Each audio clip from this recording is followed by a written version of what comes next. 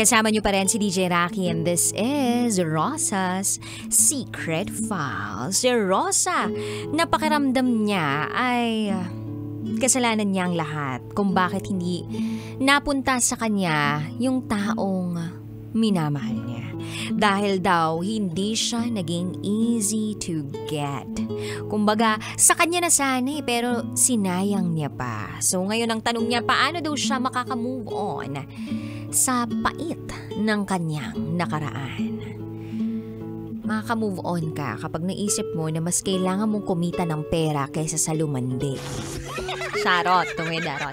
Anyway, pakinggan na natin ang mga kabisyo natin nag-share ng kanilang mga thoughts, comments, suggestions, and violent reactions. Ito pong sabi ni Echo Kunanan. Bakit ba kasi nagpakipot ka pa ayan tuloy sa iba na punta? Sabi ng iba, take the risk or lose the chance. Pa-shoutout po sa LCR Scanning Boys, our favorite DJ Rocky from Echo Kunanan. Thank you so much, Echo Kunanan. Take the risk or lose the chance. Ito naman ang sabi ng ating kabisyo na si Chris Mendoza. Kay Rosa, kasalanan mo. Resulta in your dreams. Uy, kawawa naman si Rosa. Ito pa sabi ni Igop Motovlog. Move on na lang. Sinasabi yan ni Nunoy. Andiyan naman daw siya, willing to wait sa'yo, Rosa.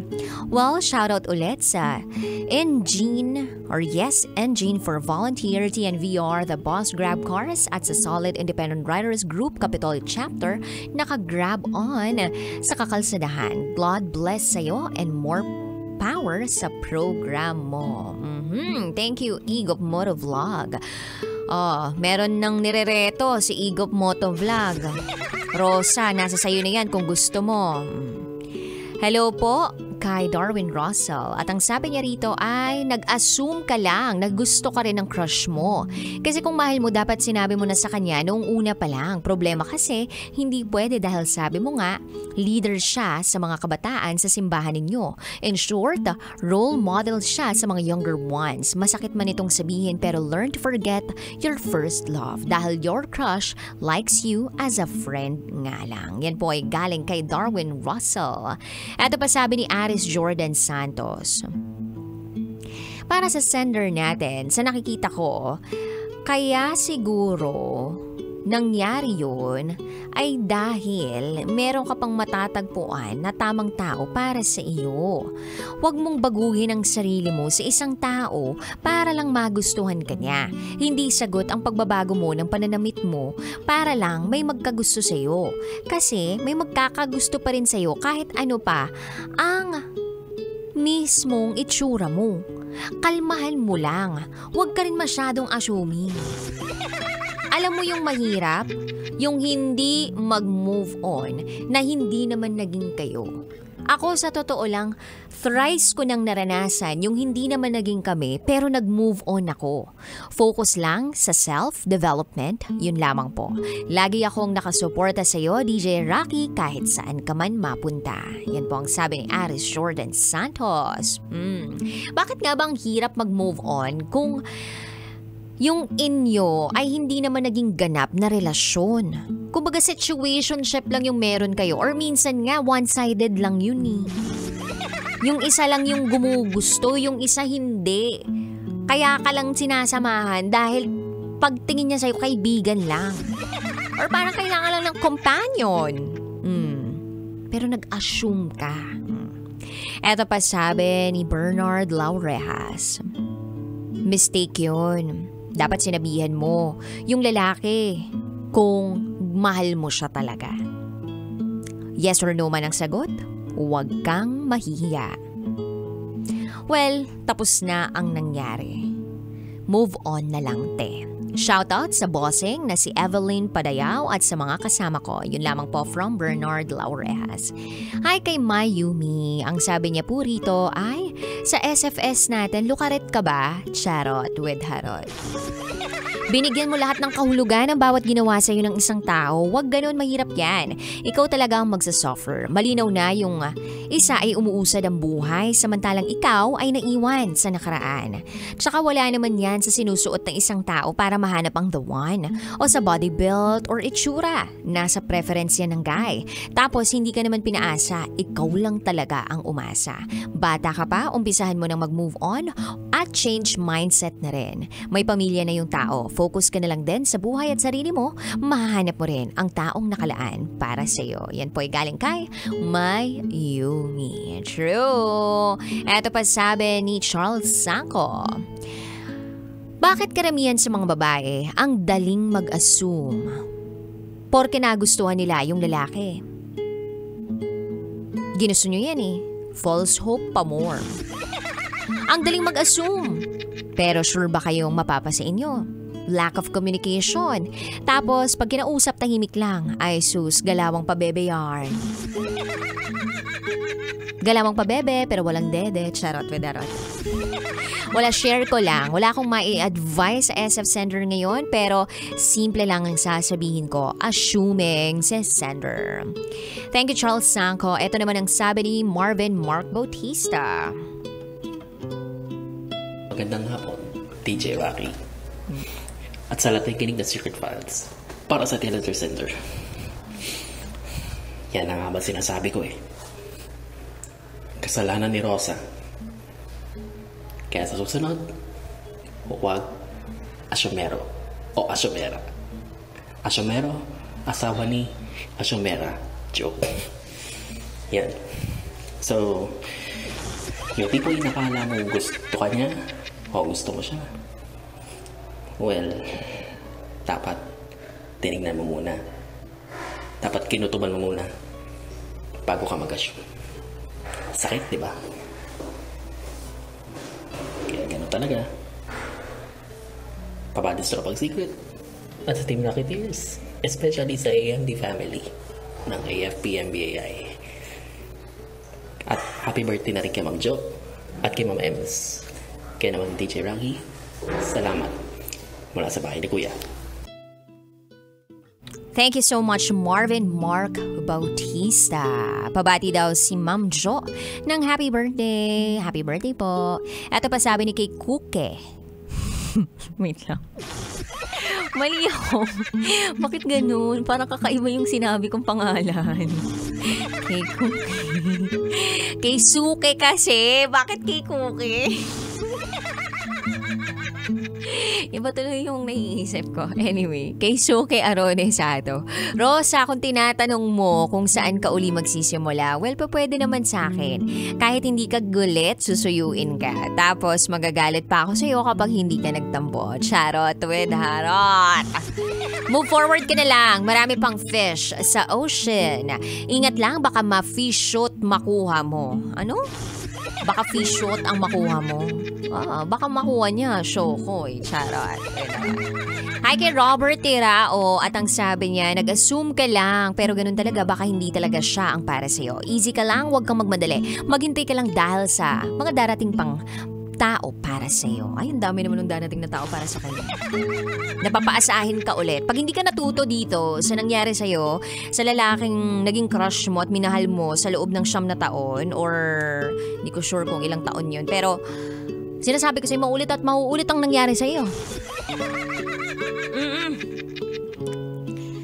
Never ever assume. Lagi mong bitbitin dapat si Magta sa'yo. Di ba pag naliligaw tayo sa daan, nung wala pang Waze, wala pang Google Maps, anong ginagawa natin? Di ba?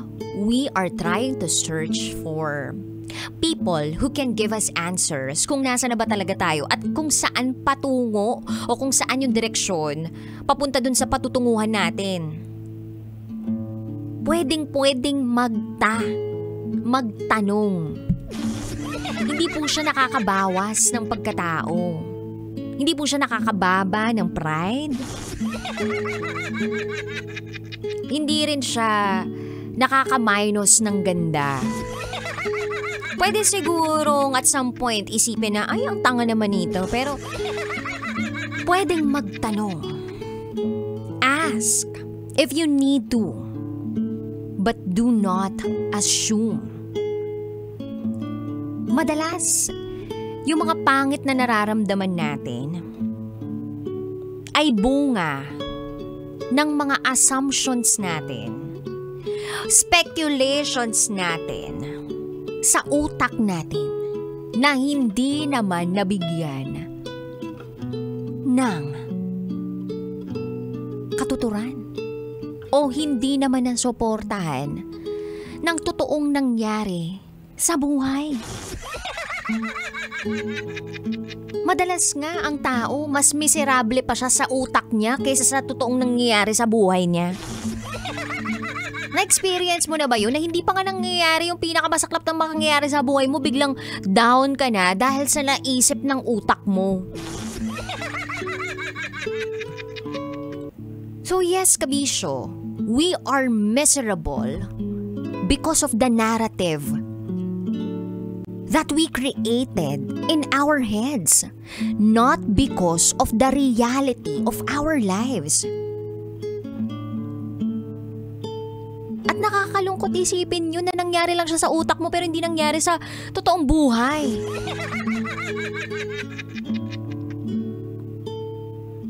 So girl, gising.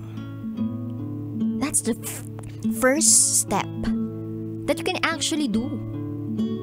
Gisingin mo yung sarili mo sa katotohanan na hindi naman siguro talaga nagkagusto sa'yo yung lalaki. Ganun kasi tayo eh. Kapag gusto natin yung isang tao, lahat ng posibleng excuses doon sa mga ginagawa niya para lang ma-feel natin na gusto rin tayo ng taong gusto natin, ibibigay natin sa sarili natin yon.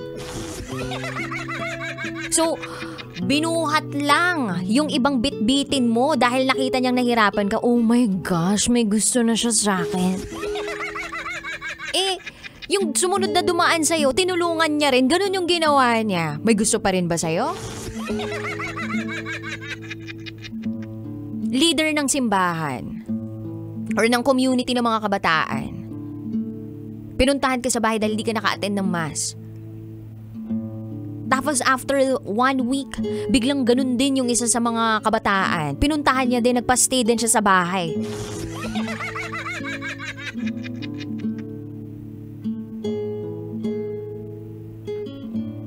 So, anong special doon? Wali. Lahat ng mga naisip mo ay nangyari lang lahat sa isip mo.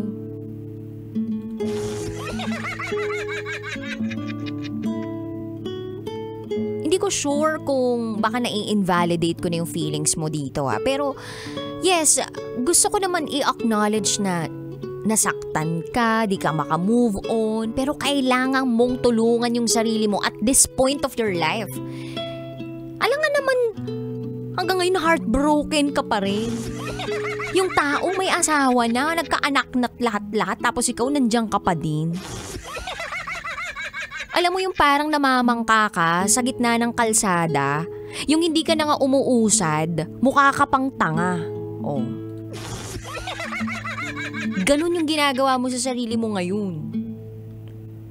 So kung gusto mong magkaroon ng pagbabago sa buhay mo and you wanna make yourself feel better, then face the reality. Face it, accept it, and do something about it.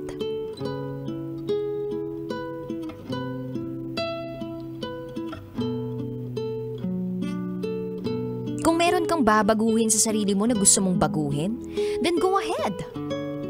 Kung pananamit mo, kung komportable ka sa kung ano man yung gusto mong reinvention sa sarili mo, then go ahead. You do you. Pero wag na wag kang gagawa ng kakaiba sa sarili mo na malayong malayo sa isinisigaw ng puso't isipan mo. Na malayong malayo sa pagkatao mo. Pwedeng-pwede tayong magkaroon ng character development. Pwedeng-pwede tayong magkaroon ng growth, kung tawagin nila. Pero etong lahat ng mga nakikita ng tao sa'yo, all the aesthetics, all that can be seen. Babaw lang to eh. Mababaw lang to. Kung meron ka mang dapat ayusin, you have to do an inner work, inner job.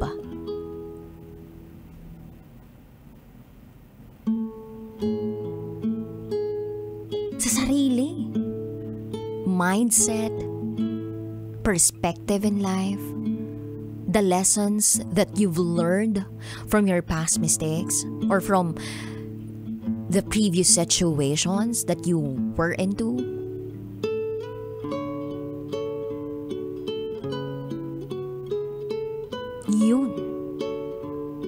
Yun yung mga ayusin mo.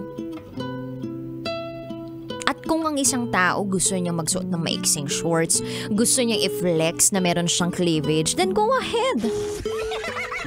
Kung dun siya komportable, bakit naman tayo magsasabi na hindi dapat ganyan?